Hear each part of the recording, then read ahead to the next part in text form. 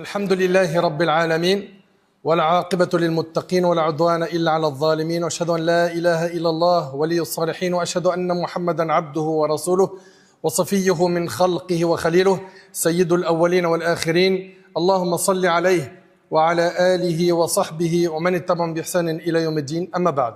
Mes chers frères et sœurs, aujourd'hui avec l'aide d'Allah Tabarak wa Ta'ala, on a rendez-vous avec un sujet très particulier. Ce sujet est très important, il s'agit du danger de la baisse de foi. Du danger de la baisse de foi. Comme vous le savez, la foi, chez les gens de la sunna et du consensus, elle augmente et elle diminue. Elle augmente avec les bonnes actions et elle diminue avec les péchés. Et aujourd'hui, on vit une époque où non seulement les gens font des péchés, mais ils se vantent de les faire. Et ils les affichent sur les réseaux sociaux. Et ces mêmes personnes-là ne comprennent pas pourquoi est-ce qu'ils n'arrivent plus à retrouver la saveur de la foi, cette saveur qu'ils avaient goûtée auparavant. On est en train de parler de quoi là? De la foi. Ça doit être le sujet central de ta vie. Ça doit être la chose la plus importante dans ta vie. Ça doit être la priorité des priorités dans ta vie. Ta foi. Car tu l'as aujourd'hui, demain tu peux la perdre. Vous avez vu quand une personne se convertit à l'islam, la mosquée est pleine d'émotions, n'est-ce pas? On est heureux, on prend dans les bras. Et dans cette joie, souvent, il y a une peur qui accompagne cette joie. C'est quoi? C'est la peur qu'il dévie. Cette peur que tu as pour ton frère ou ta sœur qui vient de se convertir, cette peur qu'il lâche la religion, tu devrais l'avoir en centuple pour toi. Parce qu'il n'y a aucune garantie que tu meurs sur ce chemin. Le chemin de la foi, de la religion. Et lorsqu'on regarde notre bien-aimé alayhi salatu wassalam, le modèle qu'Allah tabarak wa ta'ala a envoyé à l'humanité, le prophète sallam craignait et redoutait une chose. Selon toi, quelle était cette chose? Certaines choses peuvent nous venir tout de suite à l'esprit. Mais tu n'imagines peut-être pas que le prophète sallam craignait la rechute. Il craignait et il redoutait l'égarement. D'après Anas radiyallahu anhu, regarde bien ce que rapporte Anas. Anas, le compagnon du prophète sallam, dit que le prophète sallam disait fréquemment. Qu'est-ce qu'il disait fréquemment? Il disait Ya muqallib al-qulub, thabbit qalbi ala dinik. Allahu akbar. Ô toi qui fais tourner les cœurs, affermis mon cœur sur ta religion. J'ai dit, donc c'est Anas, ô messager d'Allah, nous avons cru en toi et en ce avec quoi tu es venu. As-tu peur pour nous? Le prophète sallam a dit oui. Certes, les cœurs sont entre deux doigts parmi les doigts d'Allah. Il les fait tourner comme il le veut. Et c'est rapporté par At-Tirmidhi. C'est-à-dire quoi? Nos cœurs sont entre les deux doigts du miséricordieux. Il les fait changer d'état quand il le veut. Et combien on en a vu? Des gens qui étaient attachés au Coran et qui sont tombés bas dans les péchés. Combien on en a vu? Des gens qui étaient dans la da'wah, dans l'humanitaire, dans le social, qui étaient utiles, qui ont fait des grandes choses. Et certains parmi eux sont tombés bas. Un tel a une baisse de foi qui l'a foudroyé. Il s'est retrouvé à lâcher la pratique religieuse. Un autre qui a apostasié. Une autre qui a enlevé son hijab. Et c'est pas elle l'a enlevé simplement. Elle l'enlève et elle en fait une vidéo. Mais elle ne sait pas qu'à travers cette vidéo, elle qui était prise pour modèle, eh ben, il y a des gens qui pensent maintenant à faire comme elle. Le prophète alayhi salatu wassalam, notre bien-aimé, il jurait le plus souvent, comme cela est rapporté par le Bukhari, en disant La wa muqallib al-qulub. Il disait non par celui qui tourne les cœurs. Non par celui qui tourne les cœurs. Pour montrer notre dépendance envers lui et enseigner que personne n'est à l'abri des épreuves, quel que soit son niveau de chance. N'importe quelle épreuve qui te touche, qui touche le matériel ou ta santé, elle est surmontable. L'épreuve la plus difficile, c'est celle qui touche ta foi. Car si tu perds ta foi, tu as tout perdu. L'argent, tu l'as perdu, c'est pas grave. Peut-être que des occasions se présenteront et tu auras de nouveau de l'argent. Tu as perdu la santé, peut-être que tu vas la retrouver. Et si tu ne la retrouves pas, c'est des récompenses sur Al-Qiyam. Mais si tu perds ta foi, tu as tout perdu. Combien d'hommes et de femmes qui vivaient autrefois dans la droiture, ils étaient attachés au Coran, ils étaient attachés à la prière, à la fréquentation des pieux, ils goûtaient à la sérénité de la foi, à la douceur de l'obéissance. Leur cœur était apaisé, leur visage illuminé, leur vie structurée autour des actes d'adoration, des assemblées de sciences et des bonnes œuvres. Mais peu à peu, sans s'en rendre compte, des relâchements se sont installés. D'abord, ça a commencé par quoi? Par le fait de détacher le lien avec le livre d'Allah.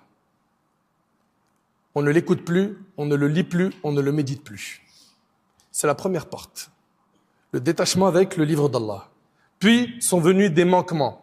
L'ouverture des portes du haram. Il commence à regarder le haram. Et il a ouvert toutes les portes du haram. Elle a ouvert toutes les portes du haram. Puis progressivement, la prière elle a été mise de côté. On la faisait de manière bancale, plus de prière. Puis, cette personne-là s'est enfoncée sans savoir que le haram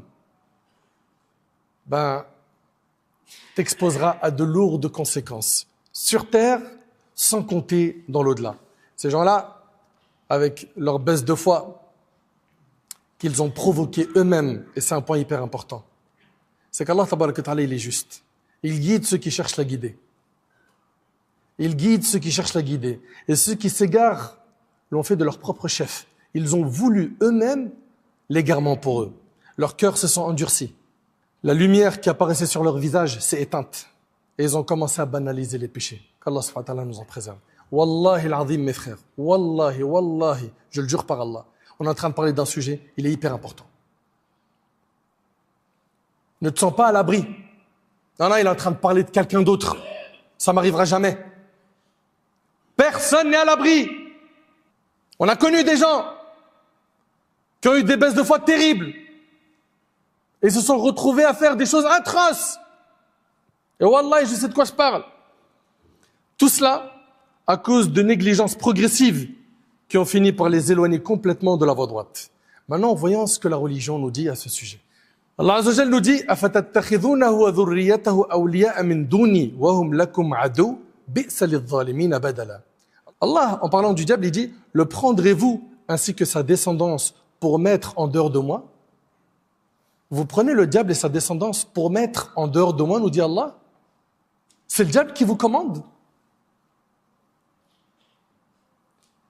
Le prendrez-vous, c'est-à-dire le diable ainsi que sa descendance, pour mettre en dehors de moi, alors qu'ils vous sont ennemis? Quel détestable échange font là les transgresseurs. Wallahi, vous avez fait un mauvais calcul. Vous étiez sur le khair, vous étiez sur la voie de la religion, de la guidée, sur la voie du Coran et de la Sunna. Et vous avez provoqué votre perte en vous détachant du dîn d'Allah, en suivant les pas du diable. Le livre d'Allah a sévèrement blâmé ceux qui chutent et dévient après avoir été guidés en annonçant leur perte. وَمِنَ النَّاسِ مَنْ يَعْبُدُ اللَّهَ عَلَى حَرْفٍ فَإِنْ أَصَابَهُ خَيْرٌ اطْمَأَنَّ بِهِ وَإِنْ أَصَابَتْهُ فِتْنَةٌ انقلب على وجهه خسر الدنيا والآخرة ذلك هو الخسران المبين. Allah Ta'ala dit, il est des hommes qui adorent Allah de manière conditionnelle et hésitante. Ils adorent Allah de manière conditionnelle et hésitante. Si un bien mondain lui arrive, il s'en rassure. Mais s'il est frappé par la moindre épreuve, il se détourne de la religion d'Allah. Il se détourne de la religion d'Allah, perdant ainsi ce bas monde et l'au-delà. Telle est la perte manifeste. Et en montrant cela, ils sont en train de faire quoi en fait? Suivre les pas du diable. Suivre les pas du diable. C'est pourquoi Ibn Abi Mulaika, rahimahullah, c'est un parmi les plus prédécesseurs, il disait Allahumma inna na'udhu bika an narja ala a'aqabina ou an nuftana an dinina. Il disait, oh Allah, nous cherchons refuge auprès de toi contre le fait de revenir sur nos pas ou d'être éprouvés dans notre religion. C'est la pire des épreuves.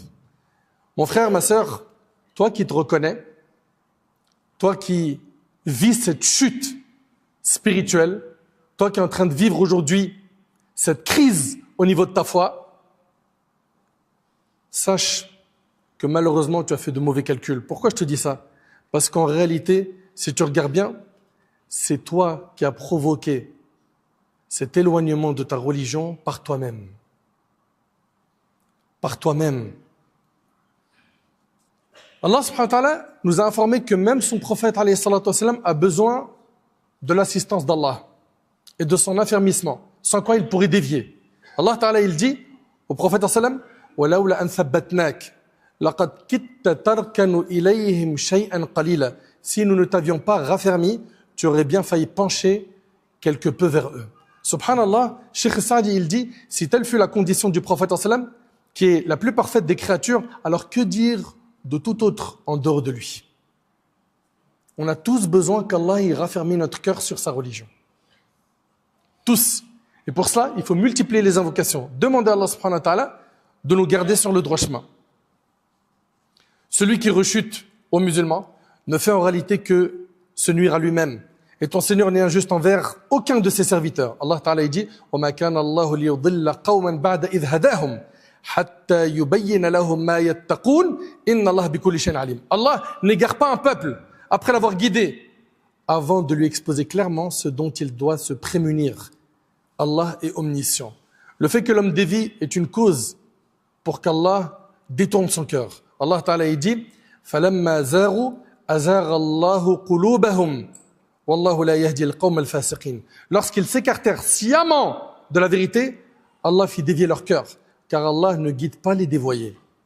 Subhanallah. Faut pas faire preuve d'orgueil. C'est quoi l'orgueil? Le prophète il a dit Al-Kibr, batarul haq wa ghamtun nas. C'est le fait de refuser la vérité et de mépriser les gens. Accepte la vérité. Le problème, c'est que certains, pourquoi ils ont pris l'autoroute des péchés? Parce qu'ils suivent tellement leur passion que pour eux, ils ne se voient pas continuer à pratiquer la religion. Pour eux, la religion est un frein. Alors que non, ce n'est pas un frein sur tous les plaisirs de ce bas monde. C'est un frein que concernant quoi? Les interdits. Et ce qu'Allah subhanahu wa ta'ala interdit, wallahi, c'est pour ton bien. Mais le problème, c'est que les cœurs ont été scellés. Par quoi? Par l'accumulation des péchés. Par le fait de les minimiser. Allah tabaraka wa ta'ala dit Kalla bal rana ala qulubihim. Il n'en est pas tel qu'ils le prétendent. Ce sont plutôt leurs cœurs qui ont été recouverts par les péchés qu'ils ont commis. La rechute aux musulmans est un chemin dangereux que l'homme emprunte par lui-même, car Allah n'est pas injuste. Elle survient lorsque la foi faiblit, alors que celle-ci est une protection. La foi est une protection contre les passions et les ambiguïtés. Multiplier les actes d'obéissance permet d'avoir une foi qui est maintenue. Multiplier les péchés détruit la foi. La rechute aux musulmans est aussi le fruit amer de la banalisation des péchés et des désobéissances. Le prophète sallam dans le hadith rapporté par Tabarani a dit « Prenez garde aux péchés que l'on considère comme insignifiants, car ils s'accumulent jusqu'à entraîner la perte de celui qui les commet. » La banalisation des péchés est une cause de perte. Elle éloigne du repentir et ouvre la porte de la rechute. Beaucoup ont chuté après de simples négligences, jusqu'à s'habituer au mal et fréquenter les gens du péché. La banalisation des péchés est une cause de perte. Elle éloigne du repentir et ouvre la porte de la rechute. Mes chers frères, mes chères sœurs, le remède est de reconnaître ses faiblesses, se tourner sincèrement vers Allah, l'invoquer et chercher son aide. Il n'y a pas une maladie sans qu'elle n'ait un remède. Toi qui aujourd'hui te reconnais à travers ce discours, sache que le remède, c'est que tu invoques Allah. Le remède, c'est que tu reviennes à Allah subhanahu wa ta'ala. Les solutions, elles sont faciles. La première, c'est que tu invoques Allah. Tu demandes l'aide d'Allah. Comme dans le hadith, Allahumma a'inni ala dhikrika wa shukrika wa husni ibadatika. Allah, aide-moi à t'évoquer, à te remercier et à bien t'adorer. Demande-lui l'aide. Demande-lui l'assistance. Demande-lui le secours. Également, il va falloir que tu nettoies ton entourage. Ta fréquentation, elle ressemble à quoi?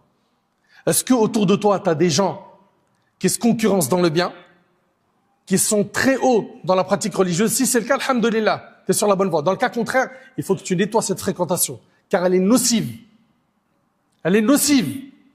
Également, la science. Plus tu vas connaître Allah, plus tu vas avoir de la pudeur de lui désobéir. Apprends à connaître Allah, akhi. Ma sœur, apprends à connaître Allah. Étudie les noms d'Allah. Apprends la croyance. Également, il y a ce qu'on appelle jihadun nafs. L'effort que tu vas faire contre ton ego. Aujourd'hui, ça va être difficile de faire certaines pratiques. Mais à force de faire l'effort, Allah va t'aider. Rapproche-toi d'Allah. Allah t'ouvrira les portes qui mènent à lui. Allah Ta'ala dit « Walladhina jahadu fina lanahdiyannahum subulana » Ceux qui font des efforts pour nous, nous les guiderons vers nos sentiers. Donc, il faut que tu fasses des efforts. Toi qui n'avais pas l'habitude de faire la salat, toi qui mangeais l'argent sale, toi qui avais des fréquentations illicites, ça commence par l'effort. Il faut que tu te prennes en main. Et ça doit être motivé par une volonté. Il faut que tu aies cette volonté ferme de changer et de t'éloigner des endroits des tentations. T'as une baisse de foi? Reviens vers Allah. Reviens vers Allah, invoque-le. Fréquente des bonnes personnes. Apprends ta religion. Change l'entourage. Fréquente de plus en plus la mosquée. Et fais pas ce que font les gens. Ils ont des baisses de foi, ils se confient à des mauvaises personnes. Physiquement ou virtuellement. Virtuellement, tu peux te retrouver à avoir des gens qui sont très durs et très méchants. Et au lieu que tu trouves un soutien et de l'aide pour revenir, ils vont peut-être t'enfoncer et confirmer ton choix d'égarement. Enfin, mon frère, ma sœur, ce sujet-là, Wallahi wa Rabbil Kaaba, il est d'une grande importance. Faites de votre foi un souci. Aujourd'hui, le souci de beaucoup de gens, c'est l'argent. Du matin au soir, il regarde son application, ce qui est rentré, ce qui est sorti, les prochaines dépenses. Demain, il y a un prélèvement qui va arriver, etc. Non. Il faut donc que la foi soit ton objectif principal. J'implore Allah subhanahu wa ta'ala d'augmenter notre foi. Qu'Allah tabarak wa ta'ala nous pardonne nos manquements. Qu'Allah subhanahu wa ta'ala nous guide sur le droit chemin. Qu'Allah subhanahu wa ta'ala fortifie notre foi. Qu'Allah tabarak wa ta'ala améliore notre situation. Sallallahu tabarak wa ta'ala yanfa'ni bima qultu yanfa'akum bima